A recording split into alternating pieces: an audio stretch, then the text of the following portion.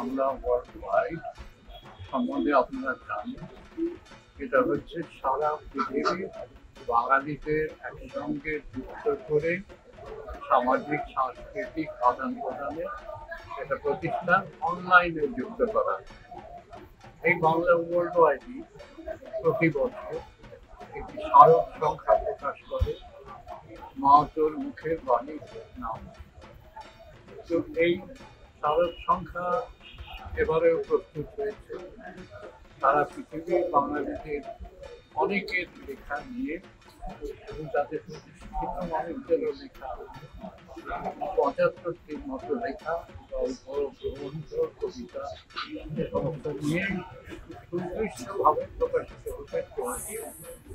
আমি আশা করি আপনার প্রত্যেকবার যেমন এই মাতোর মুখের বাণী হয় তার অনলাইন না হয় তার সমাজ সংশোধন আপনারা পড়েন, এবারও আগ্রহ নিয়ে পড়বেন এবং উপভোগ করবেন। আপনাদের সবাইকে আমি স্মারক শুভেচ্ছা জানাই।